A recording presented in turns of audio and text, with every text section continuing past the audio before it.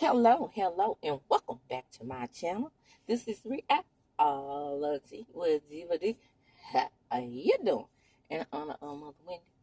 Now, I know I am super late on this recap, The Real Housewives of New Jersey, Behind Enemy Lines. I think this is episode 15, season 14.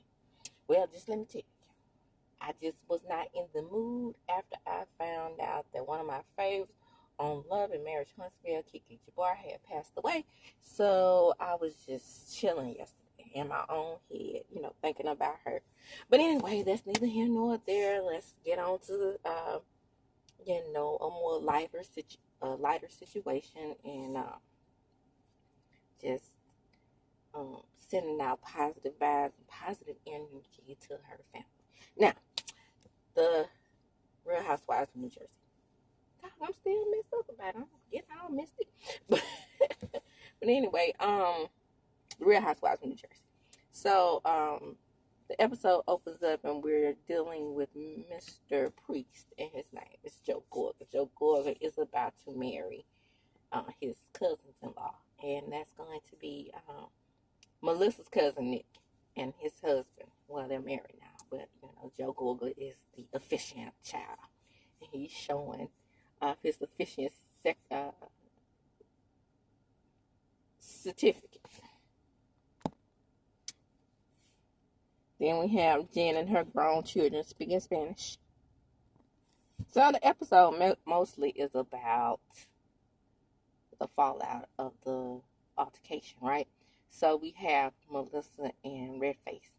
And Redface is talking to her about the incident and looking around at their property and saying that it looks like really bad. But I don't think that had anything to do with the fight. I think that it was just a party, But anyway, Louis the Lobster,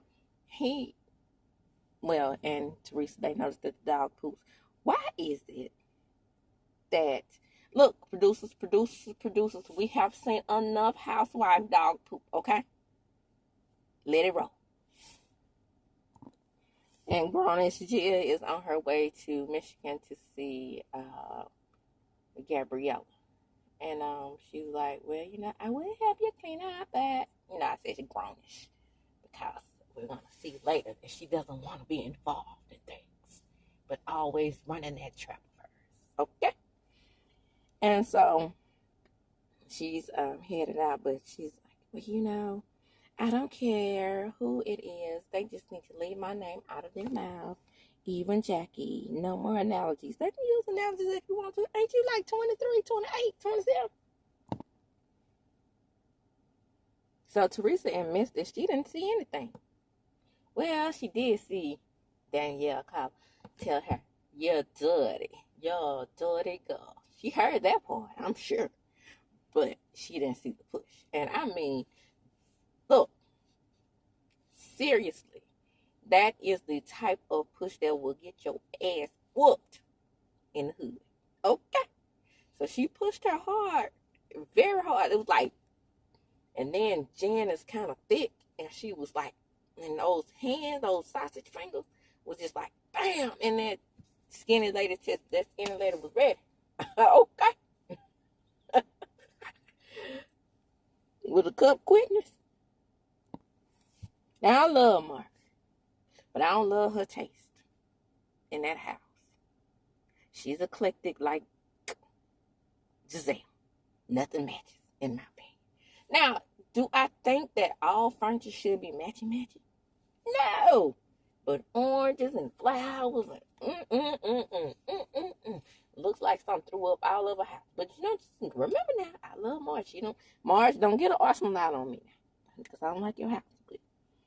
But she is concerned about Mr. Joe Benya.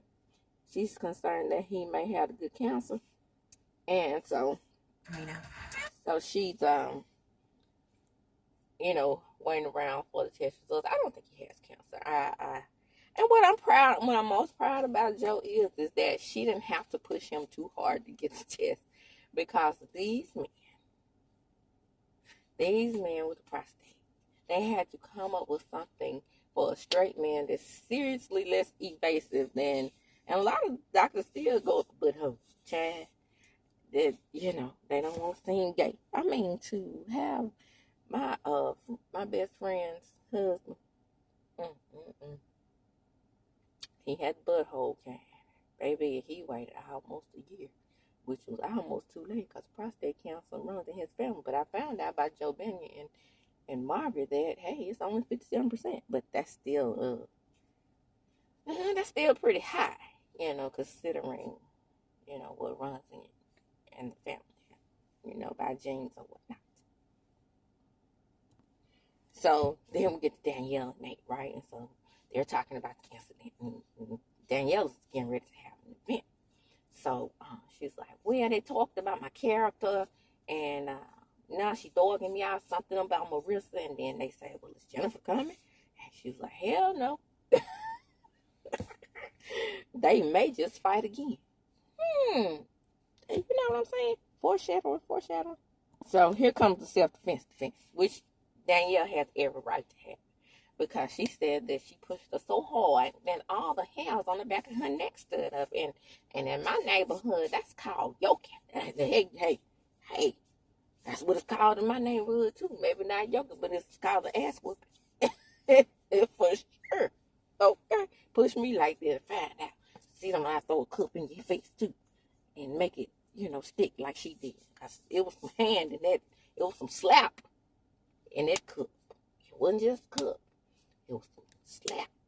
So she got just what she deserved. Do I condone violence? No. Push me and find out though. I mean physically. Just like Jen did. See, Jen been running those monkey's asshole lips for too long.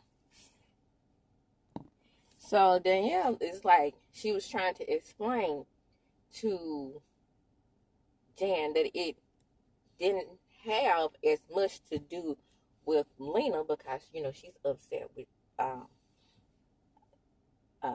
Danielle because she kicked Lena out of VIP. It didn't have so much to do with Lena as it did with Laura, and she didn't want to hurt Margaret and Melissa. Girl, you talking to an idiot though. This lady has no ability to understand that she does anything wrong, just like her buddy Trey. But I'm going to say this. I'm going to let you know something. Girl, you were wrong in this situation, Jennifer. You were wrong. Jennifer, that's how Evelyn, as Lazada says, Jennifer.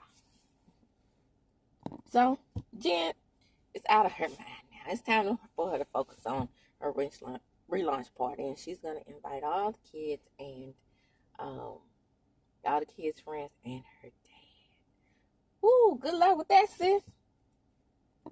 So now we have Rachel Fuda and D-Lo. D-Lo is FaceTiming Rachel, and she tells her that she wants to get the women back together, and then Fuda says, I don't think so, because if I know Danielle like I know Danielle, it's no coming back from her these stuff. Correct. And now I'll be the same way. Forget that. Ooh-wee. She's a brat.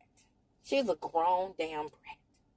And she's raising her daughters the same way. I see her daughters coming out the beach just like Gia and Melania. Too damn grown. Okay.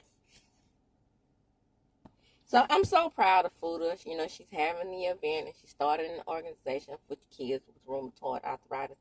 And she says when she was growing up, sometimes she would hurt so bad she could barely lift her arms up enough to get dressed. And I can imagine, because I have mild arthritis in my knees, fluid on my knees, and baby, that is no joke. So I can imagine having a rheumatoid flare-up. As a matter of fact, just recently I had to be tested because I was having so many problems, you know, being with muscle weaknesses. So they was like, you know, we're gonna test you just to make sure you don't have a severe form of rheumatoid arthritis, which is what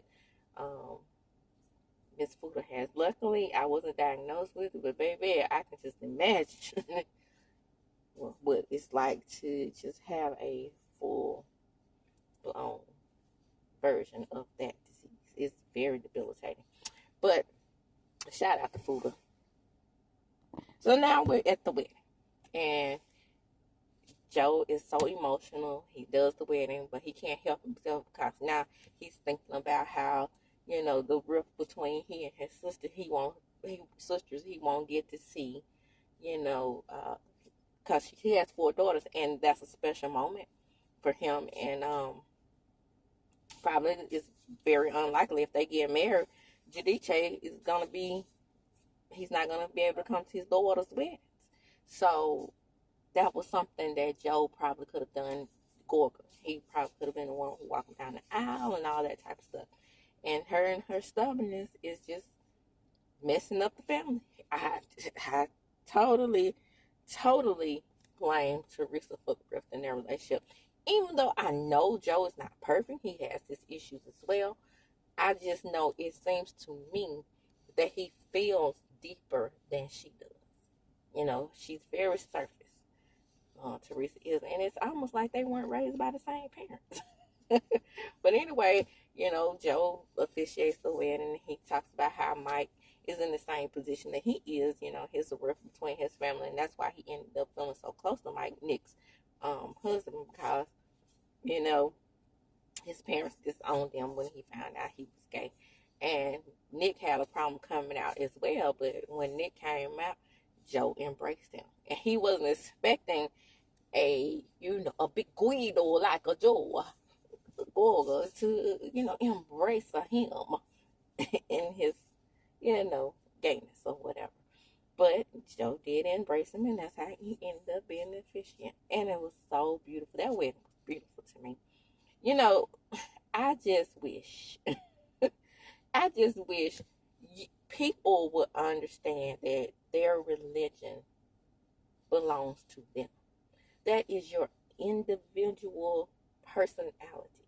And I hate that religion is the type of thing where, because you have embraced that as one of your values, everybody has not. So I don't think it's fair to judge people based on how they act in the bedroom. That is not your business. So, like today, for example, it's a gay couple that does food tasting on Facebook. And everybody, disgusting when they were kissing. Disgusting. Sodom and Gomorrah. Where's the proof that there really was a Sodom and Gomorrah, first of all? In my opinion. But it's not really my opinion. It really wasn't a place called Sodom and Gomorrah. In my opinion. I'm saying my opinion. But it's not my opinion. It's real. Most of the places in the Bible that you never heard of now never existed. Shh, don't tell anybody. But anyway, so they was like Sodom and Gomorrah. And I was like, okay, don't worry about it. The place never existed anyway. The point is, whether you believe it existed or not, what somebody else does is not your business. And if everybody thought like me, then this world would be perfect. And then Scissor won't want to drive us out. Moving right along. So, we get over to Jen's house, right? So, Teresa tells Jen, if you push me, I would be in the same position. I'd probably hit you back, too. That is what it is. No, you can't be taking her side. It happened so fast, I was just defending myself.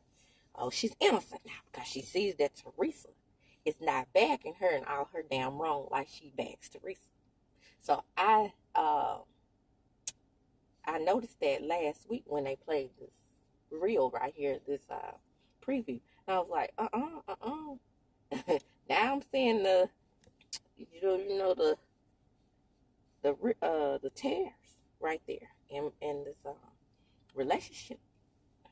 Because, Jen is giving her side out because she's like, no matter what happened, if somebody got physical with you, I would be on your side. Okay.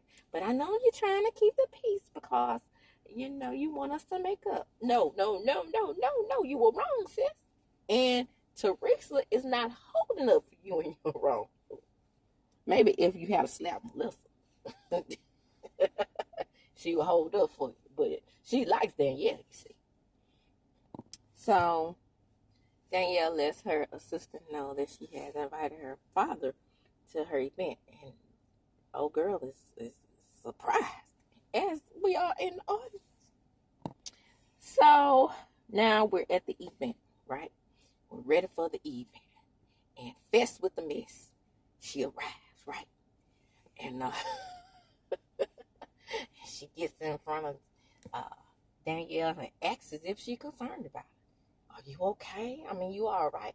Bitch, you know you damn well. You don't care. Just more camera time for you, because that's what you're starving for. Ooh, wait, had I known that this heifer was the way she was, don't y'all remember? Ooh, I'm so disappointed in me, because when on the first episode, I was like, oh, she should definitely be main cast. I mean, you could drop one of the other ones down. Jen Amy, for example. I was just like down with FESS with the Mess. But baby, not anymore. See, she's a lazy bone carrier. And as in the words of Sheree, you could never. So Fuda says, well, you know, social media is going crazy, and people are saying that she broke the glass, that Danielle breaks glass on Jennifer A. And that's how they spend it in the press. Just like they spend it in the press for Lanique. You see the similarities?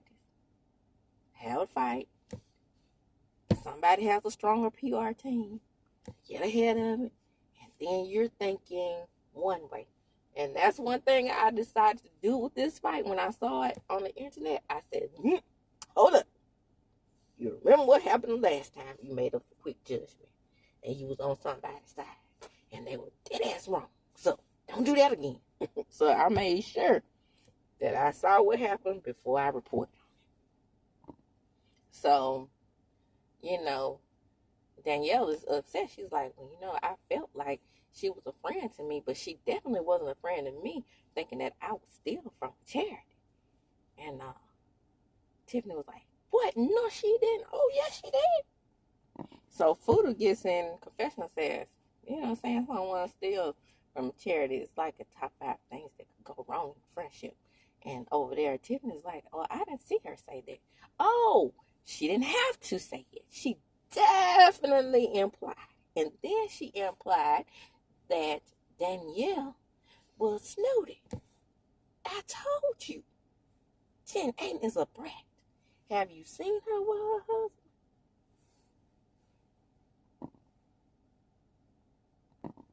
By the way, I think Bill suck her. So that's when Miss S with the, I almost called it S with the Miss, where I got that from. I was trying to keep it to myself. Where I got it from. S with the Miss, I got that from Latrice Rogers on Bell Collective.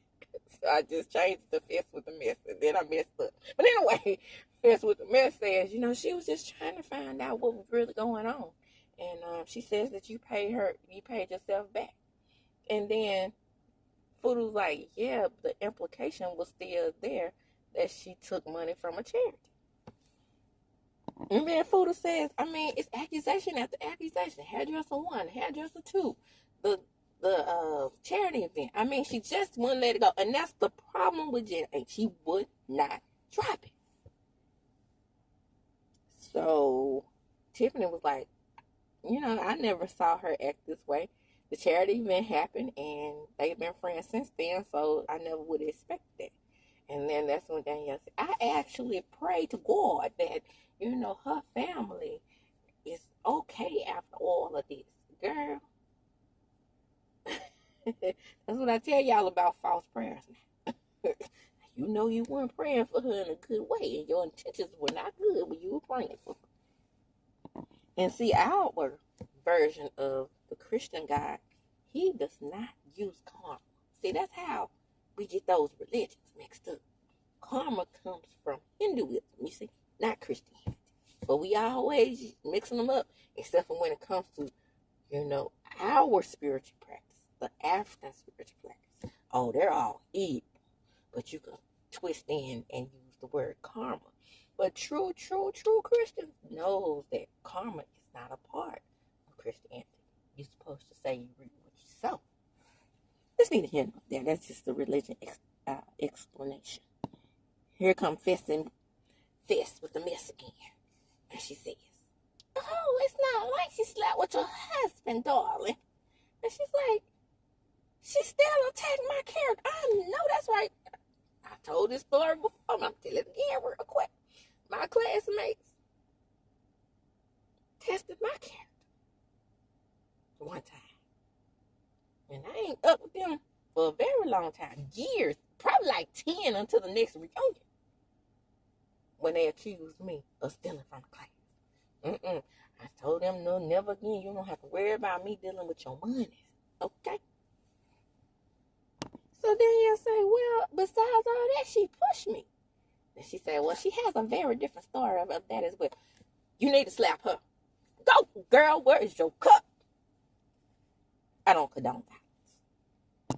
Danielle said, so you're telling me she has a different story of me getting shoved aggressively? I know you fucking lying. So there she goes again. She's Jen's mouthpiece, right?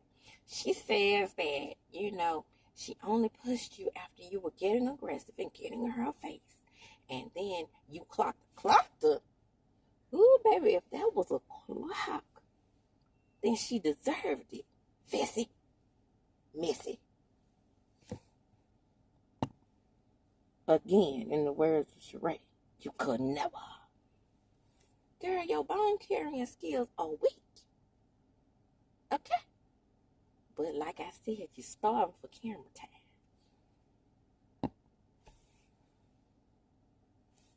Oh, snap. Then, that's what the mess says. Well, I mean, you did actually,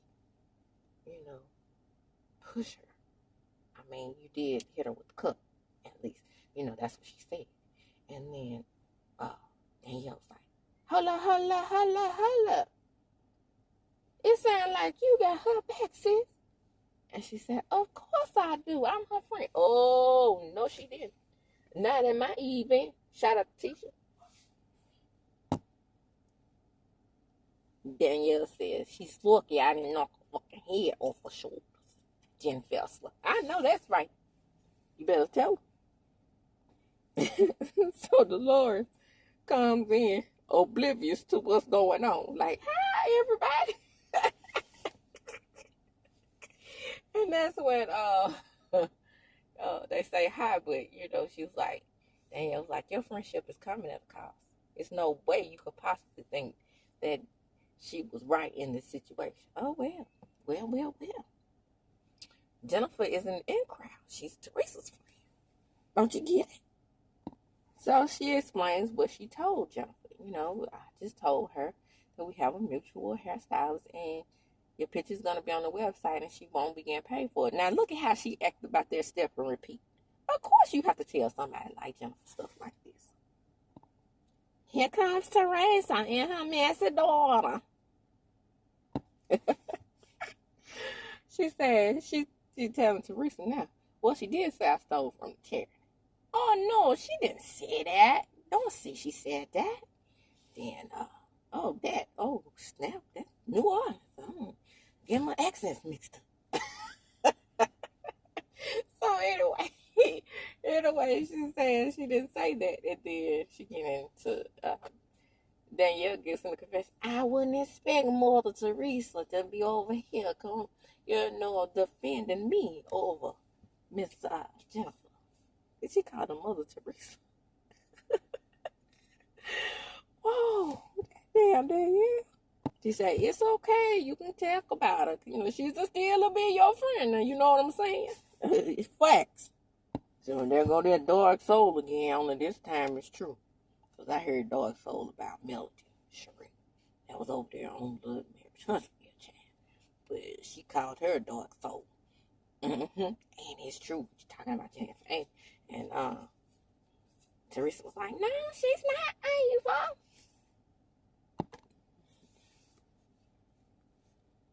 call Jennifer evil when you're friends with Satan herself.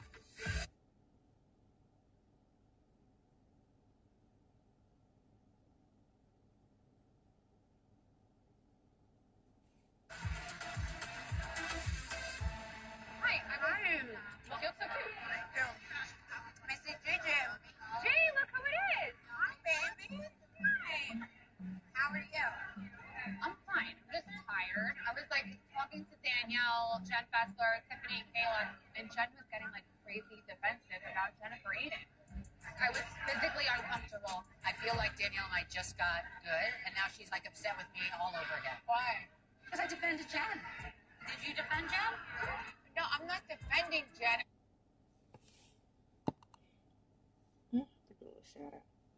So, Fess with the mess goes over there and tells Teresa that she was defending Jennifer. And then Teresa says, and then Gia, who's grown now, says, well, you defended Jennifer? And she's like, well, yeah, but I wasn't. That's what Teresa said. And Teresa was kind of being neutral. That's neutral for Teresa. And Food is over there talking to us, and she says, I was over there talking to Tiffany, Fessy, and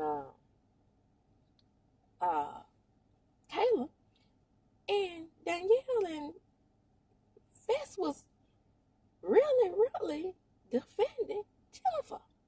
How could she defend her? And that's like, ooh, it's getting ugly. So Fessler says, well, everybody except Jill says the most ugly, disgusting things about each other. Yeah. Duh. So then everything gets blown out of proportion. Fess takes up for John Fuller. He was like, it was just an analogy. He didn't talk bad about you, and he didn't. They go back over, and he was just saying that he was younger than she was at the time when he sold that little small bit of marijuana. But no. Gia is the ice princess. She can't be touched. You know, like Elsa, you know. Because Elsa would freeze you if you touched her. But you know, that's neither here nor there. Nobody can touch Gia. Well, stay out of grown folks' business since you were a child in grown folks' business.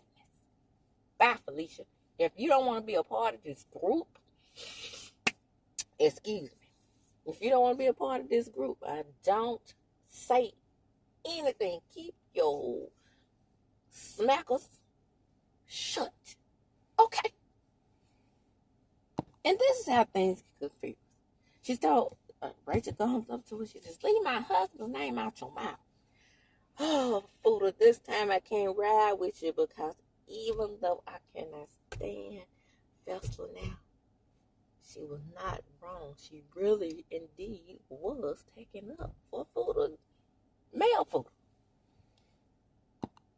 And so, Fuda is out of sorts.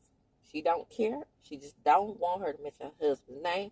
She don't want her even defending her husband because she is just totally pissed off at Festival.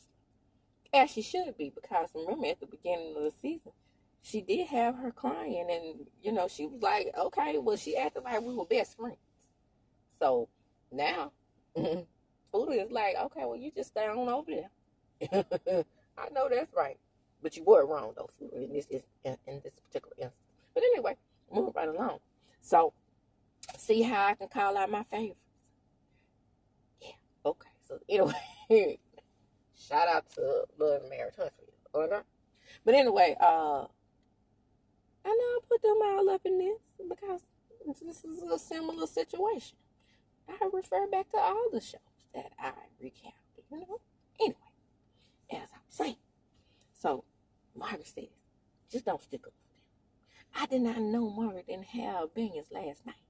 Am I saying that right? Because I've been practicing. So, Crystal says in confession, look at that big old baby huffing out of the party. Me. Well, I mean, dang it. You were acting like a baby too. When you told her, why is she crying for? You know, it's not like we were best friends. You forgot you said that?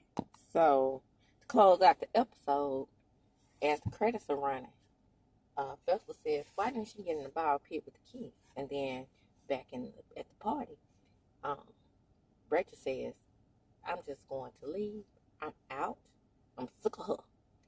And she might as well wear a shirt with, she's talking about Festival now, by the way. And she said she might as well wear the shirt that says, I'm up Teresa's ass. And then on the back, it should say, I'm up Jennifer Ains' ass. Well, now. Rachel got her there. Because what do I say about Jen A? She rests comfortably in Teresa's ass. And that, my friends, is going to close this episode. I said the wrong episode number. It's episode number 9 or 10. It's not 15. I was thinking 15 because I know they're closing things out. But anyway, don't forget to like, comment, and subscribe to my channel. Hit the notification bell button so you will be notified each and every time I upload a video. Now, don't forget that sharing is caring. And as I do, when I close, I'm going to chunk them up.